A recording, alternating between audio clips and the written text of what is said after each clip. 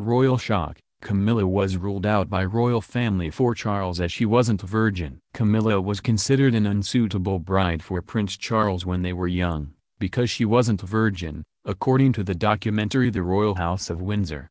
The Duchess of Cornwall had lived a bit and her experience ruled her out as a wife, it was revealed by the documentary narrator. This experience was clarified by historian Dr. Piers Brendan, who said, "It was absolutely vital to have on the throne somebody who was a virgin.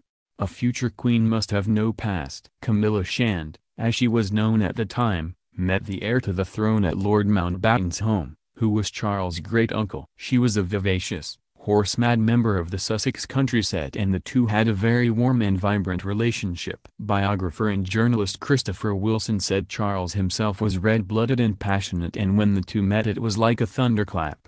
Author Penny Junor said, "She was funny, she was outspoken, a bit outlandish, she lived a bit." And he was still very green behind the ears and he just fell for her big time. However, the expectation on Prince Charles to pick the perfect bride to be the future queen meant that Camilla's past was an obstacle. Ms. Junor said, "I mean, there is no suggestion at all that Camilla was a loose woman, but she had had boyfriends." The Prince of Wales felt a strong sense of duty, particularly considering the legacy of the Duke of Windsor, who abdicated the throne to marry divorcee Wallis Simpson.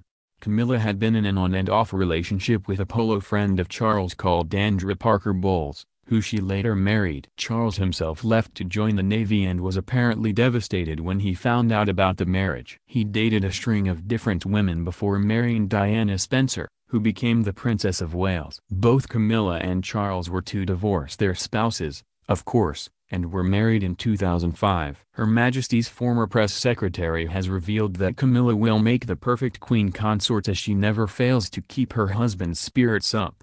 Charles Anson told People magazine that the Duchess of Cornwall, 70, kind of jollies Prince Charles along and doesn't let him get too overburdened by the woes of the world. "She's got a good philosophy about life. There are things you can change, other things you can't change. Don't get too hung up about it," he explained. And the public relations expert who advised the Queen for more than 6 years before leaving to take up a role with Burger King in 1996, insisted that the Duchess will be known as Queen Consort when Charles, 69, eventually takes the throne.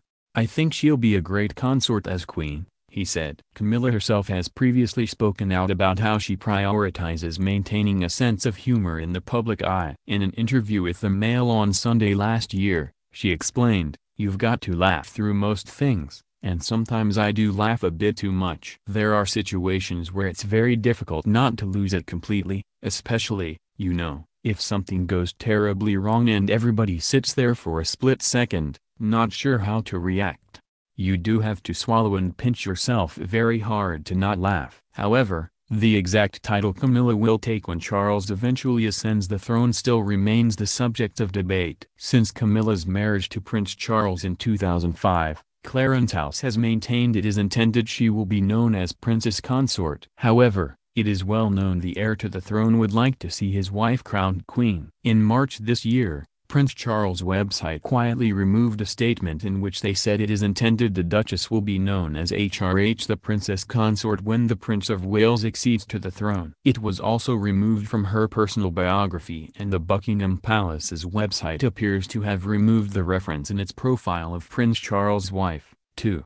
A spokesman said at the time, "This is one question that Clarence House has not been asked by the public for some time, which is why it no longer features." She's not always had the easiest of time in the court of public opinion, but a documentary released last year to celebrate her 70th birthday seemed to win over a new legion of fans as it showed a softer side to the Duchess.